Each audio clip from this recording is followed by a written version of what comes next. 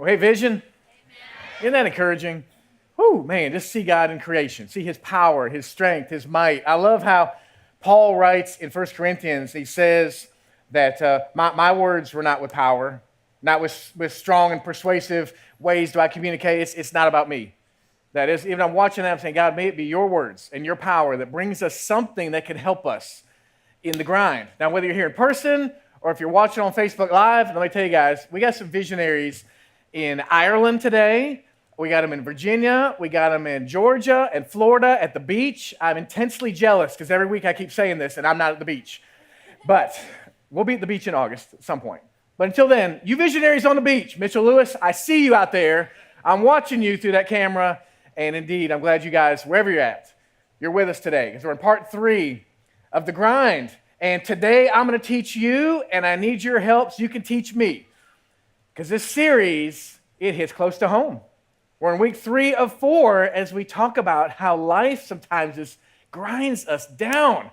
Week 1, we looked at a guy named Elijah, and how he literally got driven to his knees saying, God, please move. And he kept looking back for a cloud, and it wouldn't come, and it wouldn't come. And he kept begging God to move and to do something supernatural in his grind of life, and finally God did it. We looked last week at David. Remember, he was surrounded, literally looking up to the hills saying, where's my help going to come from? We talk about in our lives, there's a table full of stuff up here where our help comes from. We say, it's not there. Our help comes from the Lord. So today, we're looking at part 3, this guy named Job. Has anybody here heard of Job? Has anybody here ever thought about Job? Anybody ever said, I feel like Job? Anybody ever said, I must know what Job feels like, felt like, anything? If you're new in church, if it's your first time in church, you're probably saying, okay, I've heard of this guy, Job. A lot of bad stuff happened, right? Yes, it did. And we're going to look briefly at that, but we're going to look at the tail end of Job's story in the Bible, where God does like on that video, and he flexes and shows and speaks and sends power that can give us hope in the grind. And then again, I need your help. You guys have been posting. You got one more week to put some stuff out there with the hashtag, the grind. I'm going to pull from you this week, and next Sunday, I'm going to pull from that and teach from what visionaries get, where we get help from in the grind. So please post and tell me what verses, what passage, what poem, what story, what character that you get help from in the grind. Today, we're looking at Job. And in fact, our story is going to be, it's all, pretty much all in the Old Testament today. We're actually starting in Isaiah, but what's interesting, this passage in Isaiah is I'm going to use it where Jesus read it. That when Jesus, God's Son, was on earth and came in front of people, he pulled out Isaiah and he read these 3 verses because it had been a prophecy many years before, and they had no idea back then that actually Jesus would say it and say, this was about me, guys. This is for you through me. So if you got your takeaway card, pull it out. We'll have stuff on the screen. You go to Bible app, pull it on there. But as we dig today into a couple different pieces, and again, I'm going to need your help because I need this. Because today's title of In Ruins, Yet Resilient, we all get there. Whether looking from the outside in, and we say, well, those ruins aren't big. Somebody just broke up with you, or you just got laid off, or you just got that report, or, oh my goodness, really, you heard that bad news, or, oh, so-and-so died, or you've been lonely. Wherever it is on this spectrum of big or small ruins, we all get there. So even if you are a middle schooler in here saying, oh man, so-and-so doesn't like me. Hey, for you, maybe that's big ruins. Maybe your heart's been crushed, or maybe it's something huge, like a friend of mine whose kid died last Monday. I said, oh my goodness, how are Aaron and Michelle making it now that Cody died? They're in ruins, anywhere in between. This will help. So Jesus, he sat down and he read this out of Isaiah. He said, the Spirit of the Sovereign Lord is on me, because the Lord has anointed me to proclaim good news to the poor. Would you like some good news today? I'd like some good news today. The people he was talking to that day said, we'd like some good news. And when he says the poor, it's not just poor in money. It's people that are poor because they're broken. It's people that are poor because they're humble. People that are poor because they're lonely, saying, look, if you have need, I can fill it. He said, listen up. He said, God has sent me to bind up the brokenhearted, to proclaim freedom for the captives and release from darkness for the prisoners, to proclaim the year of the Lord's favor and the day of vengeance of our God. And listen to this, to comfort those who mourn. If you've ever been, or right now, you are mourning, Jesus came to comfort you. He came to provide for those who grieve in Zion, to bestow on them a crown of beauty instead of ashes, the oil of joy instead of mourning, and a garment of praise instead of a spirit of despair. Okay, so repeat after me. Despair, mourning, ashes. Okay, who wants some of those? You're like, no. Okay, repeat after me. Praise, joy, beauty. Okay, who wants some of those? And I want some of those. I want some of that. When I'm in my moment, when there's ashes, I'm like, God, what matters to me right now is in ashes. I want those things. I want the beauty and the joy and the praise of God. I want those things. Jesus said, I came to bring you those things instead of these things. And then the last verse, I love this, said they, literally you, if you believe this, will be called an oak of righteousness, a planting of the Lord for the display of his splendor. Again, that word righteousness, it's about relationship. It's about saying if you are close to God, if you have a relationship with God, right standing with God, and you're like, Matt, this week I didn't spend enough time with him. I didn't spend any time with him. It's not like God's looking at you saying, shame on you then, Jeremy. We're not in right standing. He's actually saying, hey, Jeremy, come on back. He said, come on back. Let's get in right standing so that when our relationship is healthy, God and you, then you'll be like an oak of righteousness. So look at these pictures. First, you got ashes. Now, has anybody ever been in a situation where you have dealt with something burning down? We did a couple years ago. We woke up in the middle of the night, and our awning in our backyard was on fire. And I went out there in panic, pulling water off our pool, throwing it on it, thinking, is this going to get to our house? Is my family safe? What's going to happen? Imagine your house burning down. I mean, like that picture out west somewhere, someone's house burning to ashes.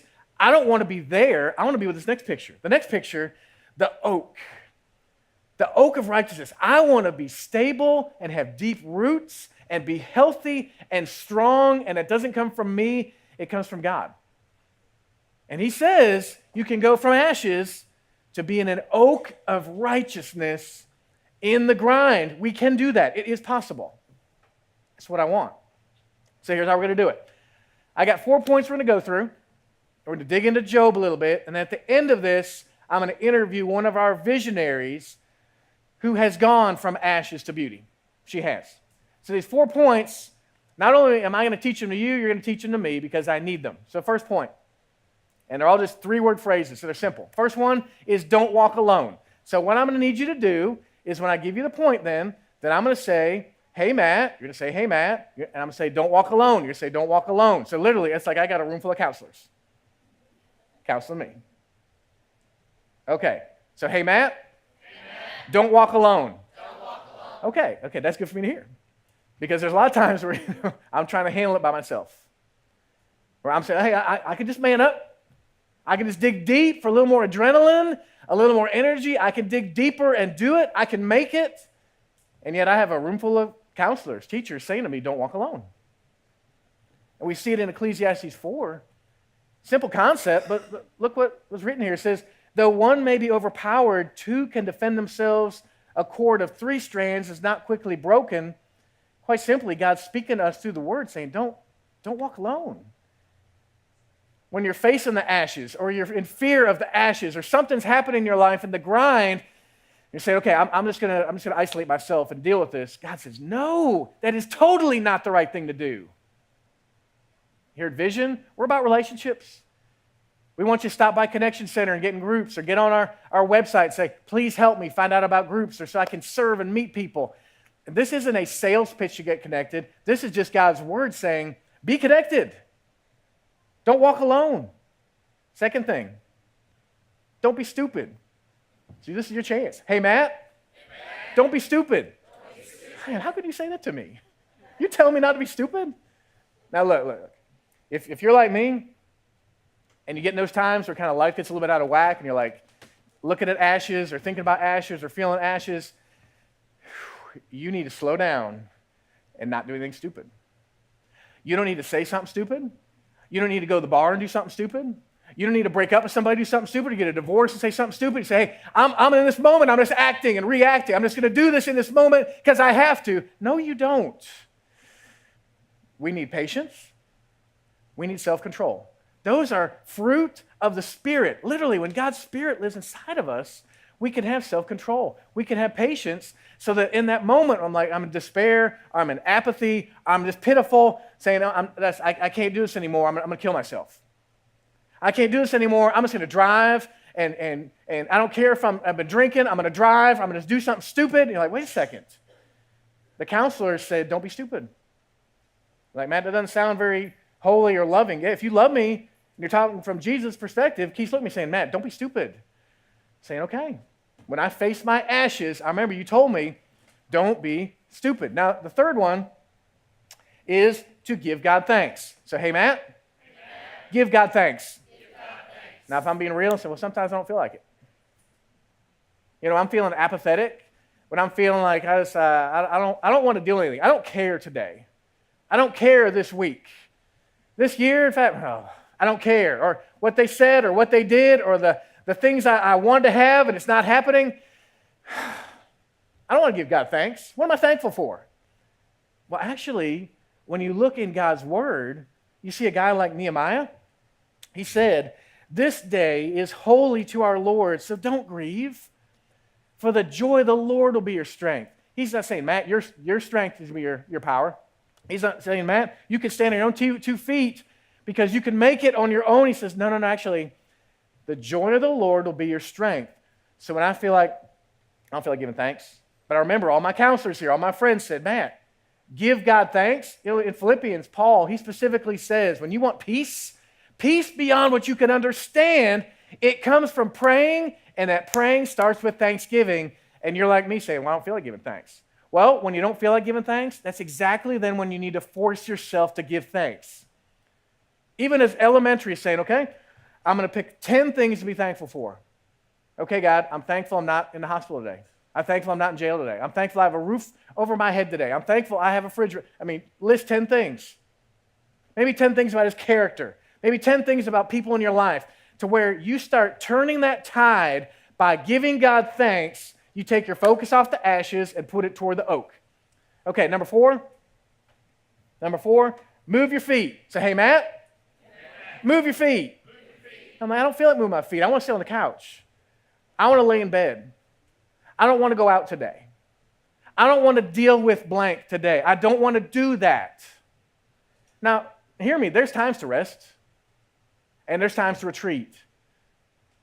But also there's times to get off my rear end and say, I'm going to move these feet again.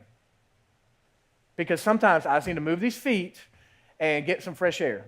I need to move these feet and walk around my neighborhood. I need to move these feet and honestly, go help somebody else instead of just feeling sorry for me. Now, I'm not minimizing your ashes. I'm not. But many times I look at my ashes and they get bigger and bigger and bigger, and they're so big I can't see anybody else until I say, actually, I need to move my feet and go do something for somebody else. Because a lot of times when I do that, God will show me two things. He'll show me, number one, man, I don't have it as bad as them.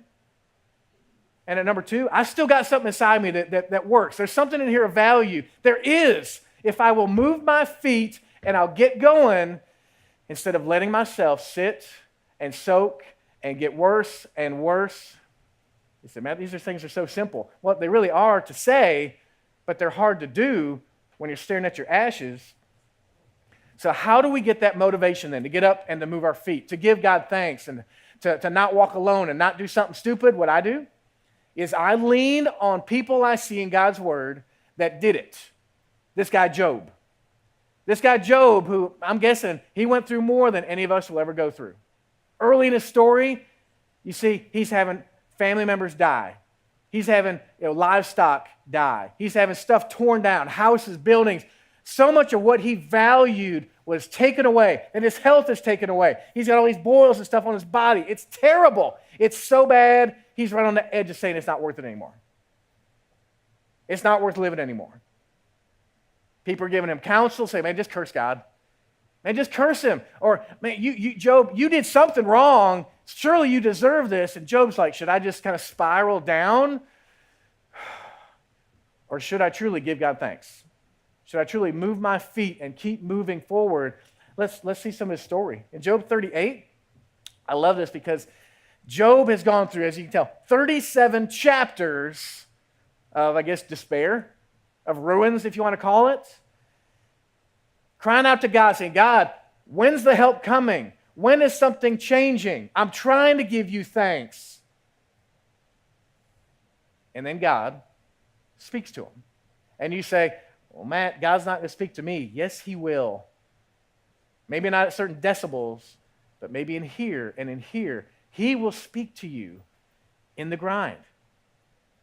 The Lord spoke to Job out of the storm. He said, who is it that obscures my plans with words without knowledge? Brace yourself like a man or a human. I'll question you and you shall answer me. What God's saying right here is, okay, wise one, you think you got it all figured out. You think you know the whole story. You think you know everything I'm doing.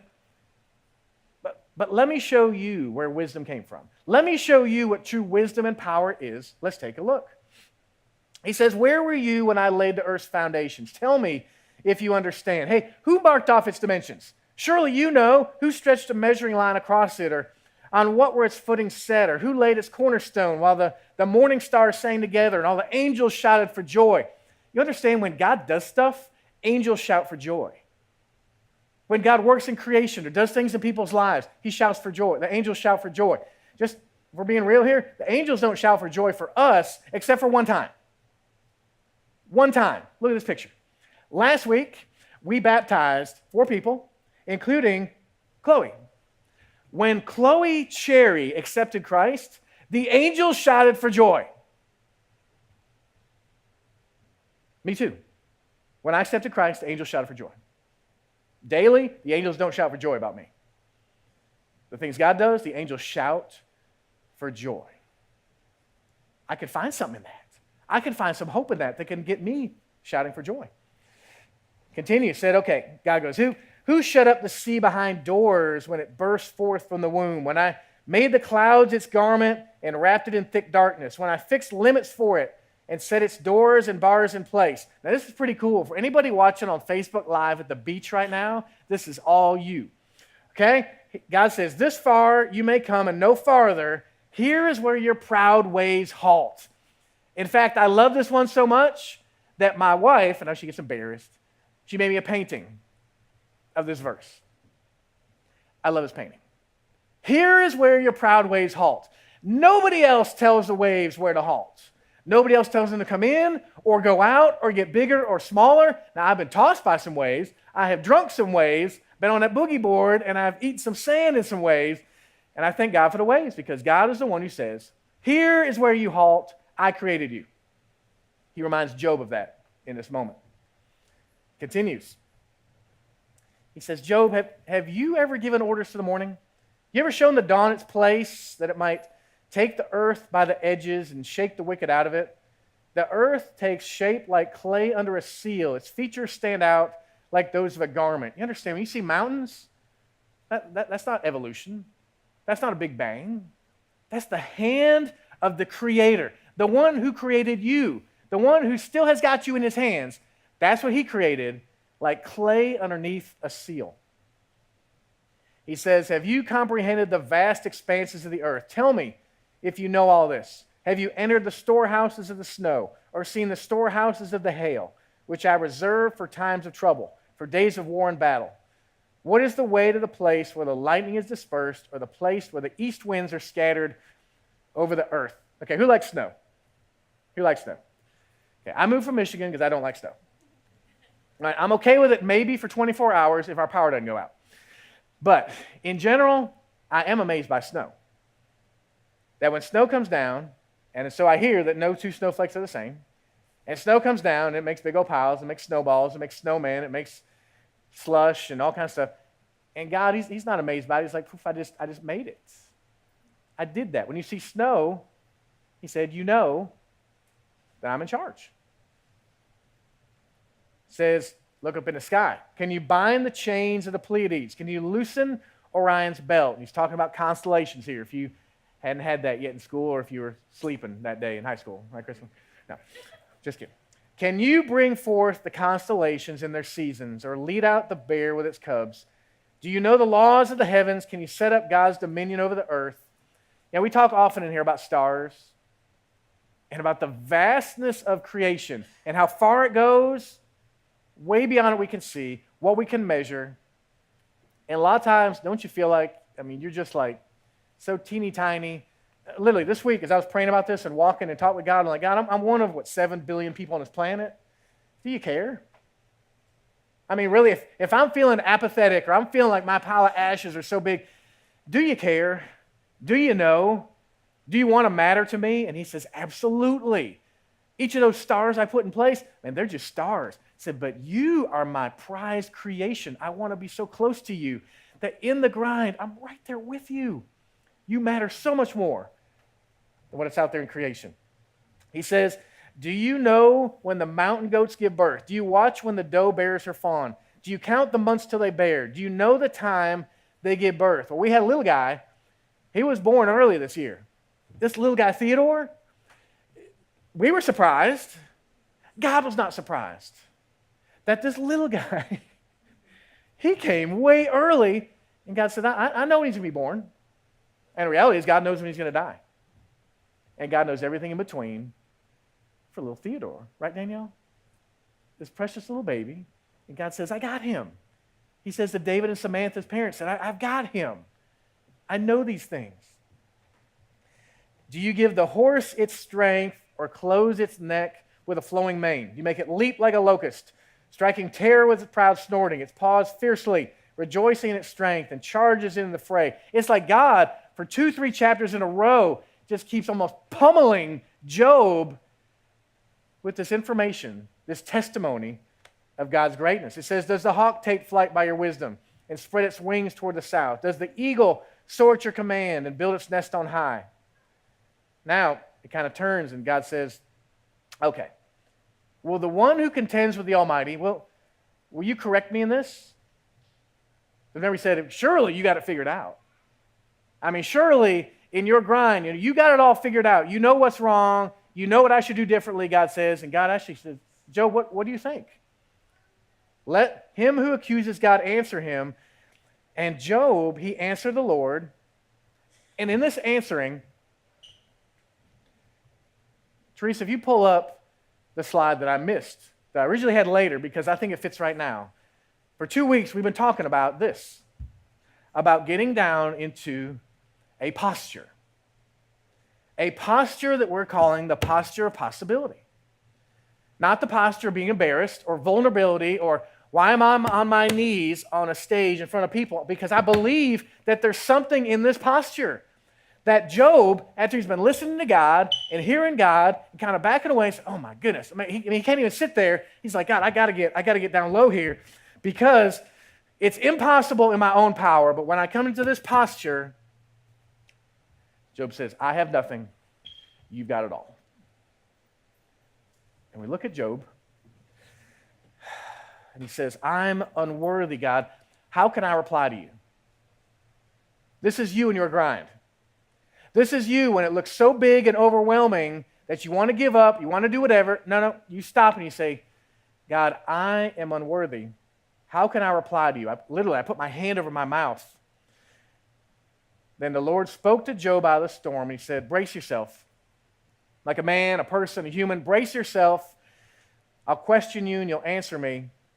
Can you pull in? And he goes back into the nature, and he's like, okay, I got more to tell you. He said, can you pull in Leviathan with a fish hook or tie down its tongue with a rope? And I said, actually, we did have a visionary pull in Leviathan this week. If you saw it. Anyway, she pulled in Leviathan. I was like, hey, she got it. God said, I made that one. In fact, the huge ones, the big old whales, all those, he said, I made them. Can you pull them in? No, you can't. And Job replied, said, I know that you can do all things. No purpose of yours can be thwarted. You asked, who is this that obscures my plans without knowledge? Surely I spoke of things that I did not understand. Things, honestly, God, things too wonderful for me to know. You know them. I don't understand. You said, listen now and I'll speak. I'll question you. You shall answer me. Now don't miss this. He said, my ears had heard of you, but now my eyes have seen you, and therefore I despise myself, and I repent in these dust and ashes. If you remember in John chapter 9, there's this guy who was blind from birth, and he has an encounter with Jesus, and he gets his sight back. And then the Pharisees are like pummeling him with questions. Who healed you? How'd they heal you? Who had sinned? What happened? And he says, look, I don't know. All I know is I used to be blind, and now I can see.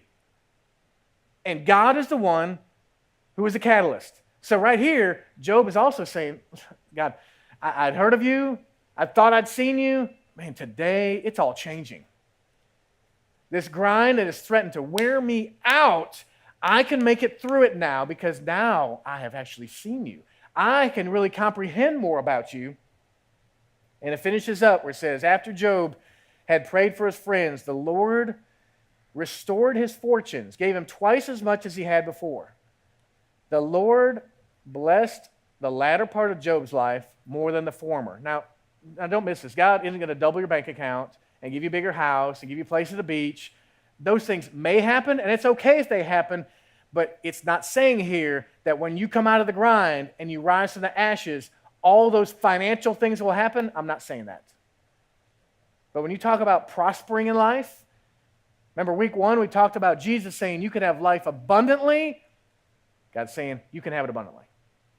You can go from ashes to being an oak of righteousness by this relationship with God. Now, this isn't just thousands of years ago. This is today, too. So let's talk with one of our modern-day visionaries, Alice. Alice Delane is going to come on up here. And if you know Alice, she shared one time last year, and she gets nervous, just like you would if you're on stage. So let's give her a big hand and let her know she is welcome up here. Yes, ma'am. Thank you for coming to share. Grab a seat. If you don't know Alice, she's been here for pretty much since the start, right? I started in April. Started in April? April of that first year. I got you. Okay, and I have loved getting to know Alice more and more. I love her heart. She cares for people. She loves to serve. She's very genuine. So when I called her the other night and said, would you be willing to talk us through ashes and how God has walked you through that? She was willing, and I appreciate that. So why don't we just jump right in, and you tell us how 25 years ago you went through ashes. Okay. 25 years ago, my first husband, who was a police officer, was killed in the line of duty. He got a call around 11 o'clock at night to go to a townhome that had an 18-year-old girl home alone inside. When he walked around the back of the townhome, there was a man breaking in. I'm going to refer to him as LJ. Jeff managed to get a handcuff on LJ, and then a struggle ensued, and he got Jeff's gun. He shot Jeff in the thigh, which then severed the femoral artery, and he died in less than 5 minutes. Jeff called for backup, but his town, they had an outdated radio system, so he could only reach his own dispatcher. He couldn't reach the sheriff's office or another neighboring town. And how'd you find out? They came and knocked on my door about 2:30 in the morning. And shortly thereafter, the Clearwater Police Department received a phone call from the person who helped cut off the handcuff. And that person said that LJ admitted that he had killed a police officer. Okay. Crushing situation to go through. Look at the pictures up here. We see Jeff. I assume that at your wedding? That's Yes. Okay. And the next picture, we got, explain that to us. He was awarded the Medal of Honor, the Medal of Honor for his ultimate sacrifice. Okay. And then the next picture, I love this. This was this past Wednesday, right? Yes. Explain that. The town has dedicated a green space that they're going to make a park out of, a memorial park, and they're naming it Jeffrey W. Tackett Park. And that, in fact, was the 25-year anniversary, is that It's right? this was the 25th anniversary, and all of the people in uniform are the police officers that attended Most of them were working or just starting their careers in law enforcement back when this happened. Okay. Now, it's interesting with ruins because whatever your ruins are, like I said, it could be to us small. Somebody hurt your feelings. You lost a job. Something happened. And somebody look at that and say, wow, that's nothing compared to having a spouse die. Your ruins are your ruins. And we talk about being resilient in ruins. That's what I want you to tie into Alice and say, okay, she went through ruins. How did she get through it? How did she get to a spot where now we look up and we see your family? Tell us who you got here. That's my husband, Gary, and our daughter, Ashley, when Right. she graduated from college last year. Yes. So beautiful family, a new season of life. God's working in your life. So how was God a part of you moving forward, really even just continuing on through tragedy? Well, I was 24 when this happened, so young. I relied on my faith a lot and a support system. There was many people that were there for me. I also worked with the Florida JCs and the Florida legislature to pass a bill commonly referred to as the Jeffrey Tackett Law. It requires either 2 police officers on duty at a time or a working radio system that allows them to communicate with other towns or the sheriff's department. Okay. So clearly here at Vision, you're a healthy part of the family. Yes. I mean, you are. It's great to see the way you love people and you serve and you invite people. So what would you say to someone then who either has ashes deep in their past or right now, or maybe someone who hasn't faced it yet? Say, okay, well, when you get there, here is how you can walk through. What words of encouragement would you speak into them, Alice? Pray and rely on God. Don't keep it bottled up. Talk to somebody about it, somebody you trust. Journaling, that was a big thing for me, especially during the angry times. I would journal, I would write my words down, and then I would end up shredding the paper. I didn't give it to anybody, but just the act of writing it down helped me. And then later on, God did hear my prayers because he brought my current husband and then our daughter when we only had a 10% chance of having a child. Absolutely. And here at Vision, we want to be resources for each other. So if you're sitting there thinking, man, I wish I could talk to Alice, you can. You can catch her after the service. You can write on the connection card your name and phone number and say, please get this to Alice, have her contact me. I love the fact that over the years here, she said, Matt, I see somebody going through a tragedy. Let them know I'm here if they want to talk. She doesn't have it all figured out, but she's got something going on here where God's working in her life and has brought her from ashes into beauty. And I thank God for that. It inspires me. So I want you guys to thank Alice for sharing her story.